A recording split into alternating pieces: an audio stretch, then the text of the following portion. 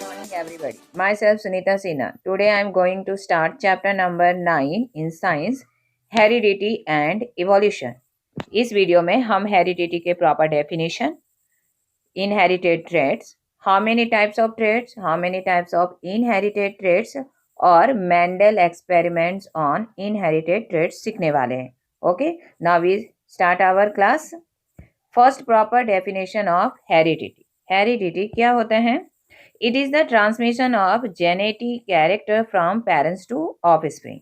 ये एक genetic phenomena है जिसमें आपके पेरेंट्स के कैरेक्टर ऑफस्प्रिंग यानी होने वाले बेबी में ट्रांसफर होता है. Heredity is the biological process responsible for passing on physical trait from one generation to other like hair colour, height etcetera.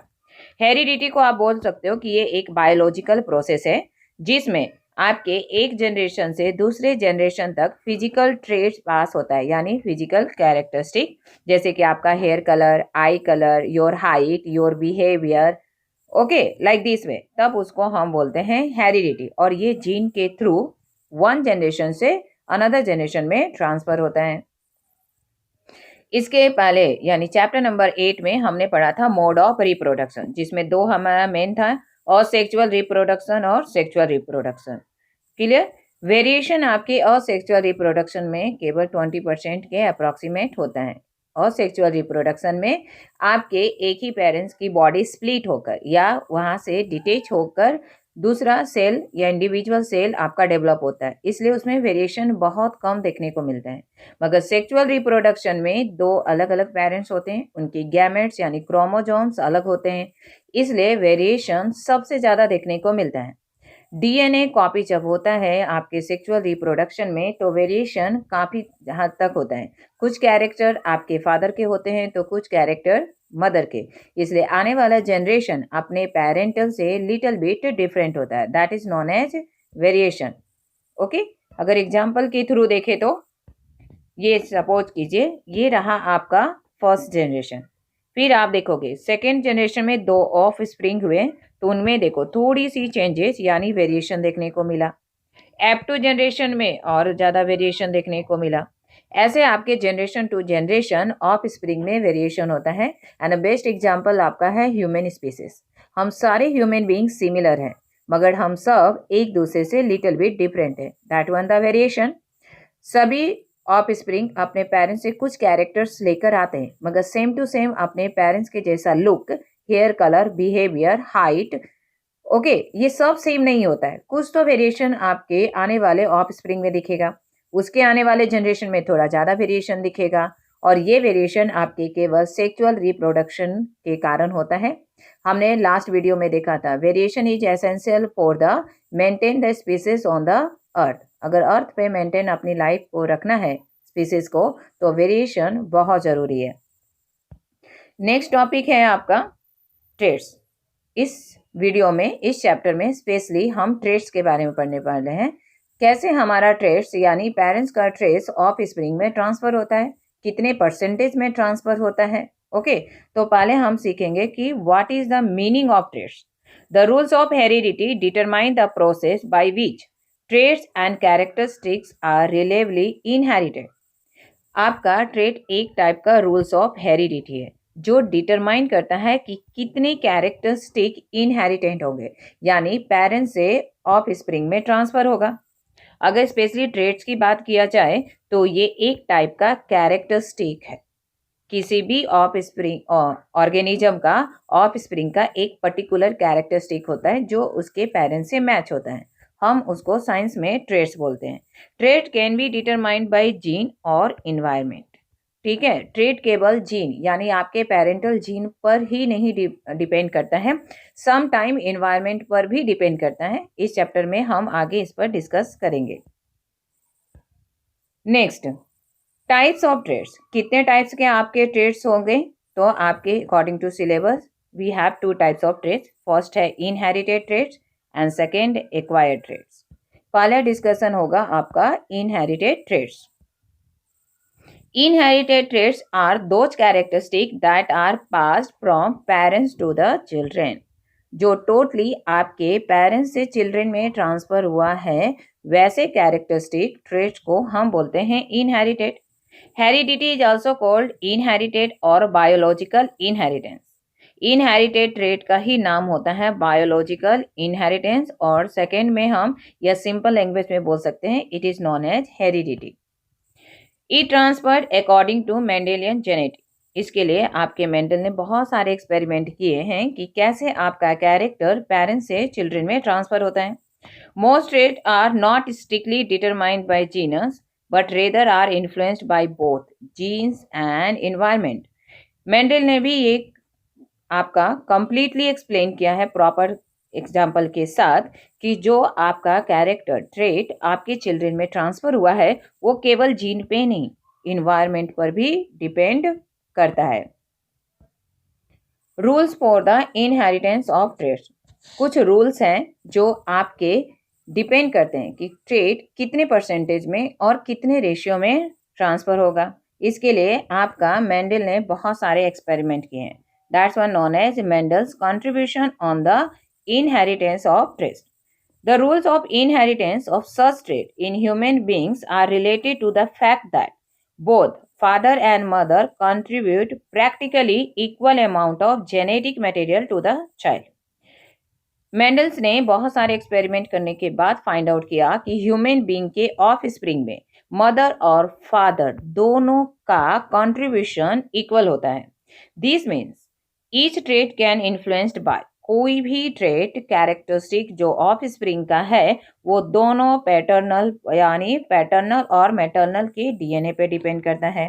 For each trait there will be 2 version in each child. कोई भी trait का मतलब characteristic एक type से आप chromosome समझ सकते हो. क्रोमोजोम में 2 पेयर्स होते हैं तो हर पेयर में एक क्रोमोजोम्स यानी एक ट्रेट आपके पेरेंटल यानी फादर का होगा तो एक आपका होगा मैटर्नल यानी मदर का. Okay. Now Mendel experiment on pea plant. Mendel ने जितने भी एक्सपेरिमेंट किए mostly on the pea plant किए. Why Mendel select only the pea plant for his experiment? Because pea plant have some special features as compare to other plant. First, it has so many contrast feature. Pea plant के बहुत सारे contrast feature है according to height, in the ratio of color, flower color, pea colors, so many contrast. So Mendel select pea plant for his experiment. Second, short lifespan. Third, easily available. Fourth, does not require much care. Fifth, it produces large number of seeds. These one the main characteristics of pea plant for which Mendel select the P plant for his experiment. जैसे in this one table जैसे plant height. P plant आपके कुछ toll होते हैं तो कुछ dwarf भी होते हैं. उनके कलर पर्पल और वाइट कलर के दिखते हैं. अगर सीड की शेप देखें तो राउंड और कुछ सीड आपके रिंकल्स दिखते हैं. पी का कलर आपका ग्रीन और येलो भी दिखता है. ऐसे बहुत सारे आपके mostly 7 contrast characteristic P plant में फाइंड आउट होता है और इसको ज़्यादा केयर भी करने की जरूरत नहीं होती है. इसलिए मेंडल ने फास्ट रिजल्ट के लिए पी प्लांट का सिलेक्शन किया. Types of inherited traits. Mendel के एक्सपेरिमेंट देखने से पहले हमको इनहेरिटेड के ट्रेट्स भी देखने पड़ेंगे जो आपके मेंडल ने स्पेशली यूज किया है. फर्स्ट ट्रेट होता है आपका डोमिनेंट ट्रेट और सेकंड होता है रिसेसिव ट्रेट. डोमिनेंट ट्रेट का मतलब होता है एक ऐसी कैरेक्टरिस्टिक जो आपके ऑफ स्प्रिंग में दिखेगी. अभी हमने पढ़ा कि आपके जितने भी ट्रेट्स के पेयर होते हैं उसमें एक ट्रेट्स आपका फादर का होता है तो दूसरा ट्रेट्स मदर का होता है. बट कभी कभी क्या होता है कि फादर की कैरेक्टरिस्टिक आपको ऑफ स्प्रिंग में दिखेगी मगर मदर की कैरेक्टरिस्टिक नहीं दिखती है. इसका ये मतलब नहीं कि मदर का ट्रेट पास नहीं हुआ. मदर का ट्रेट भी पास हुआ है मगर एपियर्स में केवल फादर का ही ट्रेट्स बच्चों में दिखता है. अगर ऐसी ट्रेट्स कैरेक्टरिस्टिक ट्रांसफर हुई है तो उसको बोलेंगे डोमिनेंट ट्रेट. साथ में जो आपका मदर का ट्रेट है यहाँ पर हिडन फॉर्म में है उसको हम बोलते हैं recessive trait. It is an inherited characteristic that can be carried in a person gene. Person gene में वो प्रेजेंट तो रहता है बट विदाउट अपियरिंग. वो बाहर फिजिकली लुक में दिखता नहीं है। That's one the hidden traits. आप रिसेसिव ट्रेट को सपोर्टर ट्रेट्स या हिडन ट्रेट्स भी कह सकते हो। Okay, now I am going to explain all this one traits and how our inherited trait transfer from parents to offspring. Okay, Mendel ने inherited character को समझाने के लिए दो पी प्लांट लिए। One have the purple colour flower and other one have the white colour flower. उन्होंने पाया कि F1 जनरेशन में सारे फ्लावर के कलर पर्पल हो गए। क्या F1 जनरेशन में एक ही पेरेंटल के कैरेक्टर ट्रांसफर हुए? क्या दूसरा कैरेक्टर आपका हिडन रह गया? इसके आंसर के लिए मेंडल ने F1 जनरेशन के दो प्लांट के बीच में पॉलिनेशन करवाया। तब उन्होंने पाया कि एक प्लांट का फ्लावर का कलर व्हाइट हुआ, जबकि 3 आपके पर्पल कलर के फ्लावर आए। वाई? F1 जनरेशन में कोई भी फ्लावर व्हाइट कलर का नहीं था, तो F2 जनरेशन में व्हाइट कलर फ्लावर कहाँ से आए? मेंडल ने इसका आंसर ट्रेट के थ्रू समझाया। ट्रेट का मतलब होता है कैरेक्टर या क्रोमोजोम, और क्रोमोजोम हमेशा पेयर में होते हैं। यहाँ पर पर्पल कलर के लिए डबल कैपिटल P ट्रेट्स लिया गया है एंड व्हाइट कलर फ्लावर के लिए 2 small p। Clear? 2 small p का मतलब होगा व्हाइट कलर्ड फ्लावर। अब हमारे पास 4 ट्रेट हैं, 2 कैपिटल P और 2 स्मॉल p, यानी 4 गैमेट हुए, 2 कैपिटल P और 2 स्मॉल p। ओके, याद रखिएगा, capital P purple and small p white. अब F1 जनरेशन में देखो कॉम्बिनेशन कैसे बना, लाइक दिस वे। आपके 4 टाइप के डिफरेंट कॉम्बिनेशन बनेंगे, मगर इन चारों कॉम्बिनेशन में आप देखोगे कि एक कैपिटल P है और एक स्मॉल p। अगर कलर ऑफ फ्लावर देखे तो चारों के चारों आपके पर्पल कलर फ्लावर है। ऐसा क्यों? क्योंकि सभी पेयर में एक कैपिटल P है, और कैपिटल P आपका पर्पल कलर फ्लावर को इंडिकेट करता है। यानी यहाँ पे कैपिटल P हो गया आपका डोमिनेट ट्रेट और स्मॉल p बना रिसेसिव ट्रेट, इसलिए उसकी कैरेक्टर आपको F1 जनरेशन में नहीं दिखी और सभी फ्लावर आपके पर्पल कलर के हो गए। ठीक है, F1 जनरेशन पर्पल कलर। मगर 3:1 F2 जनरेशन में ऐसा क्यों दिखता है? आने वाले F2 जनरेशन में एक फ्लावर आपका व्हाइट कलर का होता है। ऐसा क्यों? इसको समझने के लिए F1 जनरेशन में से कोई भी 2 प्लांट गैमेट्स उठाओ, तो आपका बनेगा 1 capital P, 1 small p, 1 capital and 1 small. अब F2 जनरेशन करने के लिए इसको आप क्रॉस मल्टीप्लाई करो, तो आप 4 पेयर देखोगे। इसमें से 3 पेयर्स में कैपिटल P और स्मॉल p, और लास्ट का जो हमारा पेयर है उसमें दोनों आपका स्मॉल p आ गया। जो 3 आगे के उसमें कैपिटल P प्रेजेंट है, इसलिए फ्लावर होगा आपका पर्पल कलर। जो लास्ट है हमारा उसमें दोनों स्मॉल p है, यानी दोनों आपके रिसेसिव ट्रेट है, तो इसमें से एक p आपका बन जाएगा डोमिनेट ट्रेट्स और फ्लावर होगा व्हाइट कलर। इसलिए F2 जनरेशन में आपके पर्पल और व्हाइट कलर के फ्लावर का रेशियो बनता है 3:1। Okay, I think all of you understood how our inherited trait transfer from parents to generation, first generation, second generation and so on. Okay, चलिए एक short में हम फिर से देखते हैं कैसे हमारा ट्रेट ट्रांसफर होता है इन F1 और F2 जनरेशन। सपोज कर लो आपके फर्स्ट जनरेशन में एक टॉल प्लांट लिया और एक शॉर्ट प्लांट लिया। जब आपका सेकेंड जनरेशन हुआ तब इसमें हमने देखा कि सारे टॉल प्लांट हुए, ठीक है, एक भी ड्वार्फ यानी शॉर्ट प्लांट नहीं हुआ। जब हमने इसमें से 2 प्लांट को क्रॉस ब्रीडिंग करवाया तो हमको मिला नेक्स्ट जनरेशन। ओके, इस बार हमने दोनों टॉल प्लांट लिए, तो इस बार देखा कि जो हमारा 4th वन प्लांट है वो कैसा बना, ड्वार्फ, और ड्वार्फ के लिए ट्रेट होना चाहिए दोनों स्मॉल टी। अब ये स्मॉल टी कैसे ट्रांसफर हुआ, तो उसके लिए देखो ये टेबल, एक सिंपल वे में ये टेबल याद रखना। फर्स्ट जनरेशन यानी पेरेंटल जनरेशन में एक टॉल प्लांट था दोनों कैपिटल टी के साथ, और एक ड्वार्फ प्लांट था 2 स्मॉल टी। उसके गैमेट यानी दोनों क्रोमोसोम को अलग अलग कर दो। फिर आपका F1 जनरेशन बना था ऐसे क्रॉस करके। ओके, तो आपका पेयर कुछ ऐसा दिखा। F1 जनरेशन में देखो सभी में एक कैपिटल टी प्रेजेंट है, और यहाँ पे आपका कैपिटल टी डोमिनेट ट्रेट है, इसलिए F1 जनरेशन के सारे प्लांट कैसे दिखे, टॉल।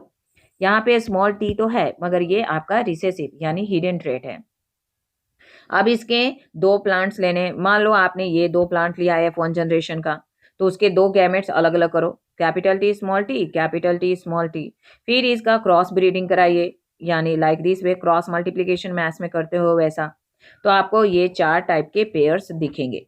तो उसमें आपके 3 पेयर में कैपिटल टी है, इसलिए 3 प्लांट टॉल हुए और एक में आपका दोनों स्मॉल टी है, तो हमारा प्लांट कैसा रहा? ड्वार्फ।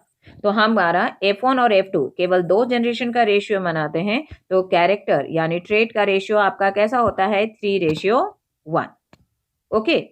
मगर हम डाई हाइब्रिड क्रॉस ट्रेट भी करा सकते हैं। डाई हाइब्रिड क्रॉस ट्रेट का मतलब it is a cross between 2 different gene that have the 2 different traits.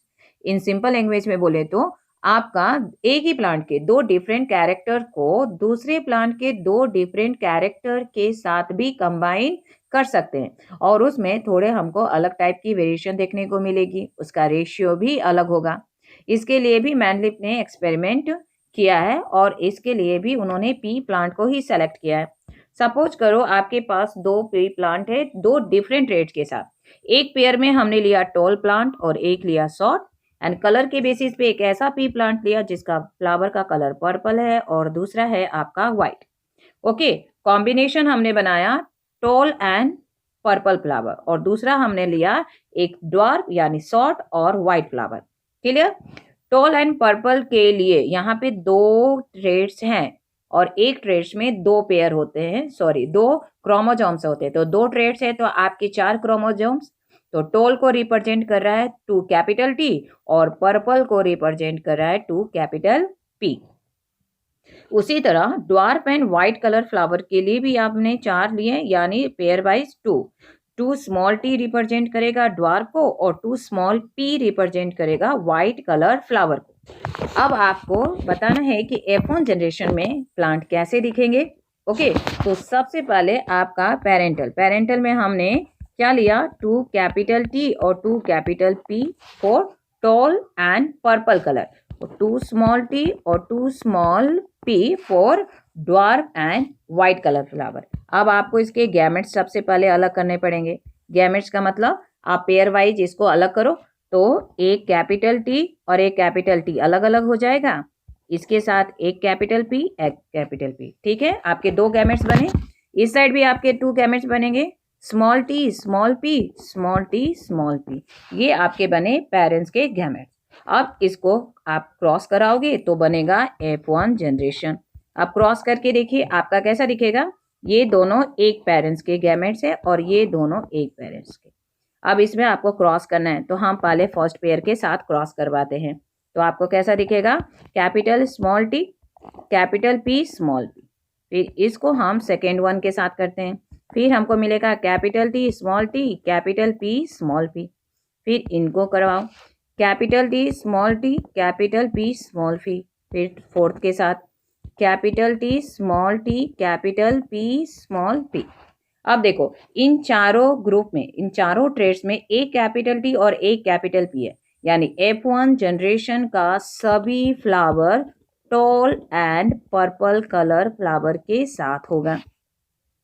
अब आपको F2 जनरेशन तैयार करना है, तो पहले हम F1 जनरेशन के गैमेट्स को सेपरेट करते हैं। क्लियर? सेपरेट करोगे तो आपको कैसा दिखेगा? सेपरेट इसको कर दीजिए, capital T small T capital P small P. तो कोई भी एक आप ट्रेट लो तो आपको दिखेगा capital T capital P small T small P. ठीक है, ये आपका एक ट्रेट बना। दूसरा ट्रेट कैसा दिखेगा? Small T capital P, okay, small T small P. ऐसे आपके 4 गैमेट्स दिखेंगे। कौन कौन से दिखे आपको? Capital T capital P small T capital P, एक आपका स्मॉल टी और कैपिटल पी। ये 4 गैमेट्स आपको दिखेंगे अगर आपने सेपरेट किया तो। अब इसका क्रॉस मल्टीप्लिकेशन करोगे तो आपको मिलेगा F2 जनरेशन। मगर F2 जनरेशन में आपके 4 पेयर के 4 बने यानी 16। अब 16 का टेबल आप ऐसे नॉर्मल वे में नहीं कर सकते हो, इसके लिए हम एक स्क्वायर फॉर्म करते हैं जिसको हम बोलते हैं पनेट स्क्वायर। क्या हम इस स्क्वायर को, ये जो आपको स्क्वायर टेबल दिख रहा है वो बनता है आपका पनेट या पोनेट स्क्वायर बोलते हैं इसको, इस स्पेशली को। तो जो आपके 4 गैमेट्स निकले F1 जनरेशन में क्या निकला? Capital T capital P capital T small P small T capital P small T small P. ये 4 टाइप के गैमेट्स आपके F1 जनरेशन में अलग हुए। तो आपको हॉरिजेंटली और वर्टिकली यही सेम टू सेम करना है। अब आपको लगाना है कि F2 जनरेशन में कितने टाइप के प्लांट मिल सकते हैं? तो आपको 4 टाइप के प्लांट मिलेंगे। एक टॉल पर्पल कलर फ्लावर के साथ, एक टॉल व्हाइट कलर, एक आपको मिलेगा ड्वार्फ पर्पल कलर, एक होगा ड्वार्फ व्हाइट कलर। यानी 4 कैरेक्टरिस्टिक के साथ हमको प्लांट देखने को मिलेगा। अब कितने टॉल पर्पल होंगे, कितने टॉल व्हाइट, इसके लिए आपको फिर बनाना पड़ेगा कॉम्बिनेशन। कैसे कॉम्बिनेशन बनाएंगे? तो पहले इन दोनों को मल्टीप्लाई करो, capital T capital T capital P capital P, फिर इसको इसके साथ मल्टीप्लाई करो, कैपिटल टी कैपिटल पी, एक कैपिटल पी तो एक स्मॉल पी बना, फिर इसको इसके साथ करो, that's one the capital T small T capital P, फिर फोर्थ वन के साथ कीजिए, capital T small T capital P small P. ऐसे आपको पूरा टेबल फिलअप करना है। जैसे देखो ये, फिर इसको इसके साथ हम करते हैं, क्लियर? तो आपका बनेगा 2 कैपिटल टी 1 स्मॉल पी और 1 capital, 2 capital T 2 small P, 1 capital T 1 small T 1 small P 1 capital P.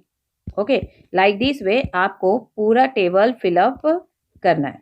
चलिए ऐसे फिलअप हम कर देते हैं।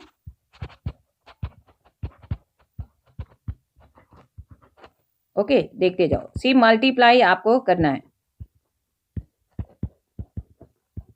ठीक। लास्ट में एक बार फिर से एक्सप्लेन करती हूँ आपको। यहाँ से देखो मल्टीप्लाई करना है, small T capital P small P, small T capital T small P small P, small T small P capital P, small T small P small P. अब हमारा टेबल कंप्लीट हो गया।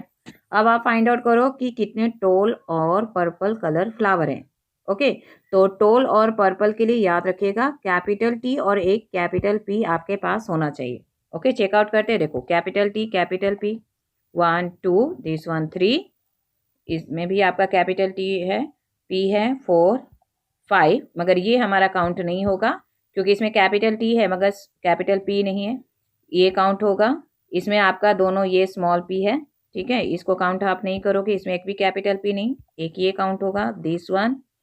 फिर देखो ये एक ये काउंट होगा कैपिटल टी और अब नहीं है, काउंट करो कितने हुए, 1 2 3 4 5 6 7 8 9, यानी tall and purple colour flower का रेशियो कितना होगा, 9।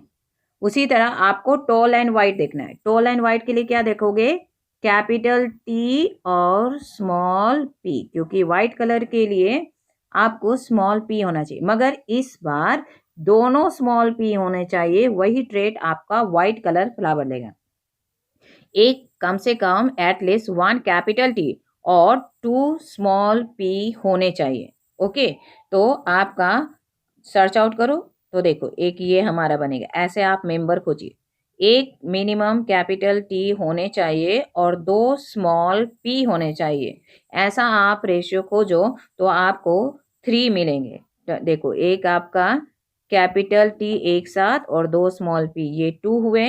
एक और सर्च आउट करो जिसमें एक कम से कम कैपिटल टी और 2 स्मॉल पी, देखो ये 3 रेशियो हुआ। तो हमारा tall and white flower colour flower कितने होंगे, 3 प्लांट। ड्वार्फ एंड पर्पल के में आपको क्या खोजना है, दोनों स्मॉल टी होने चाहिए क्योंकि ड्वार्फ है, एंड पर्पल का मतलब मिनिमम एक कैपिटल पी होना चाहिए। सर्च आउट कीजिए, ये भी आपका 3 होगा, 2 स्मॉल टी और एक कैपिटल पी। तो देखो मैं इसको रेक्टेंगल शेप में बनाकर दिखा रही हूँ, दिस वन, ये देखो, तो ये ड्वार्फ और पर्पल, और देखो जिसमें कम से कम एक कैपिटल पी और दोनों स्मॉल टी होना चाहिए, दिस वन जैसी, ये हो गया आपका सेकेंड और दिस वन योर थर्ड। अब एक भी देख लो, एक भी आपका नहीं बचा ऐसा। तो हमारा ड्वार्फ और पर्पल कलर फ्लावर भी कितने हो गए, 3।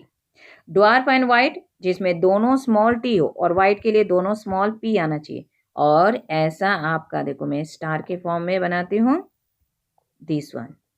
केवल एक ऐसा प्लांट आपको निकलेगा जो ड्वार्फ एंड व्हाइट होगा, क्लियर? तो इस टाइप के कैरेक्टर ट्रांसफर को हम बोलते हैं डाई हाइब्रिड क्रॉस। हम ऐसे डाई हाइब्रिड की जगह पर मल्टीपल मेनी कैरेक्टर को एक साथ ट्रांसफर करके दिखा सकते हैं, क्लियर? आपके सिलेबस में केवल डाई हाइब्रिड क्रॉस मल्टीप्लिकेशन आपको दिखा है, and we remember this table is known as Punnett table. Now, if the interpretation of Mendel's experiment we have been discussing are correct, then both parents must be contributing equally to the DNA of progeny during the sexual reproduction. अब इतने सारे experiment के बाद easily हम बोल सकते हैं कि आपके प्रोगेनी यानी ऑफ स्प्रिंग में दोनों पेरेंट के डीएनए ट्रांसफर होते हैं, बट एक डोमिनेंट ट्रेट के फॉर्म में होता है और एक recessive trait. Each gene set is present not as a single long thread of DNA but as a separate independent pieces. ठीक है, हमेशा दो आपके पीस ट्रांसफर होंगे. Each called a chromosome. हर एक ट्रेट के पेयर में से एक सेल को हम बोलेंगे chromosome. Each cell will have the 2 copies of each chromosome. हर एक सेल में 2 क्रोमोजोम कॉपी होंगे, एक मेल का होगा और एक फीमेल का. Each germ cell will take 1 chromosome. Germ cell का मतलब याद रखिएगा फीमेल गैमेट.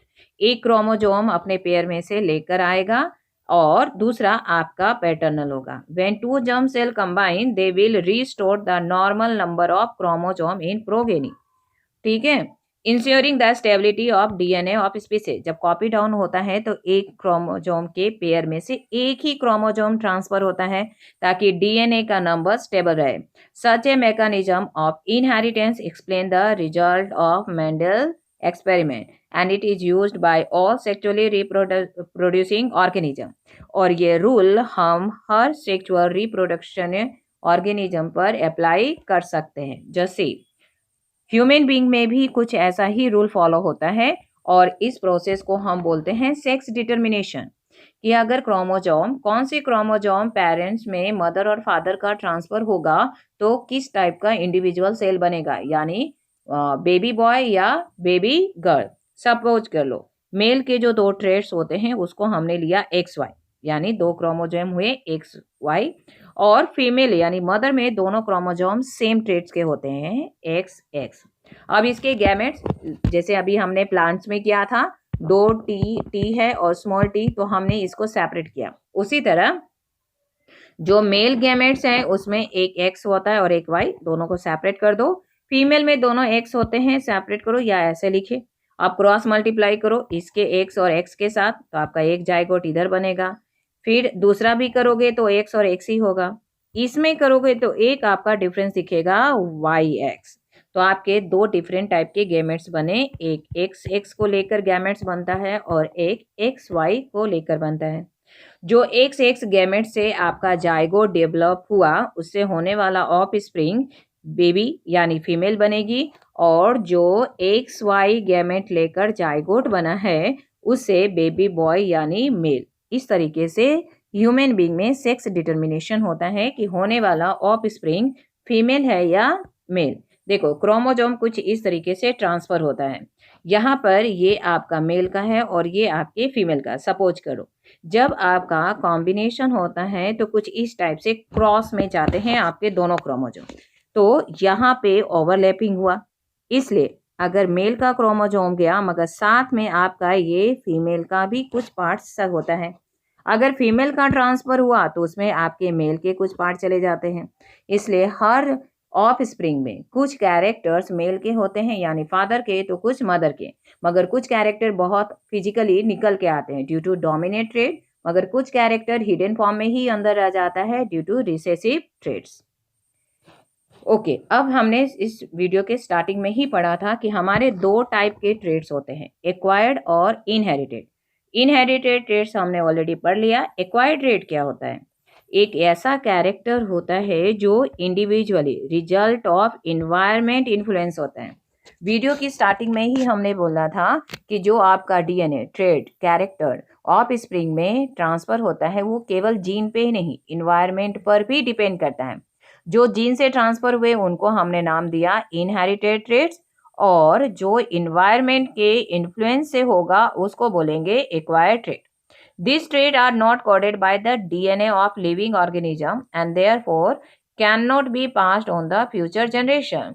ये आपके डीएनए के कोड को नहीं चेंज करता, इसलिए ये आने वाले जनरेशन में ट्रांसफर नहीं होगा. ये एक्वायर्ड ट्रेट पेरेंट्स का है तो पेरेंट्स तक ही रहेगा, ये उसके होने वाले ऑफ स्प्रिंग में ट्रांसफर नहीं होगा. जैसे किसी लिजार्ड का अगर एक हैंड या लेग कट आउट हो जाता है तो ऐसा नहीं है कि उसके आने वाले ऑफ स्प्रिंग का भी एक हैंड और लेग कटआउट के साथ ही होगा, क्योंकि ये एक्वायर्ड ट्रेट हुआ, इन्वायरमेंट के या किसी फिजिकल प्रॉब्लम के कारण उसका हुआ।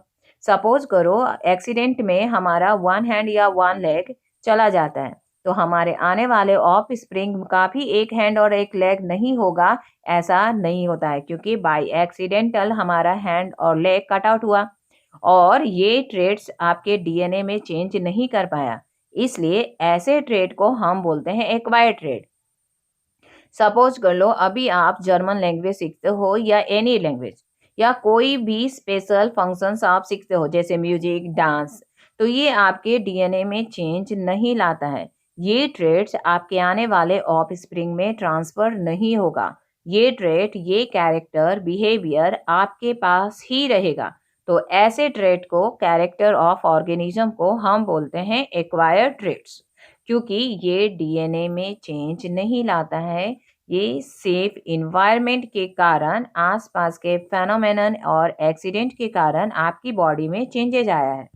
Okay, the trait which are transmitted by the parents to its offspring during the process of fertilisation are inherited trait, वो हमने पढ़ लिया। अगर फर्टिलाइजेशन यानी जाइगोट बन रहा है, उस समय आपके ऑफस्प्रिंग में कुछ कैरेक्टर ट्रांसफर हुए उसके पेरेंट्स से, तभी हम उसको बोलेंगे इनहेरिटेड ट्रेट। क्यों? क्योंकि ये आपके डीएनए कोड को चेंज करता है। ये चेंजेज आपके डीएनए के थ्रू आप में ट्रांसफर होता है, इसलिए इसको हम बोलते हैं inherited trait. Okay, here your topic is over.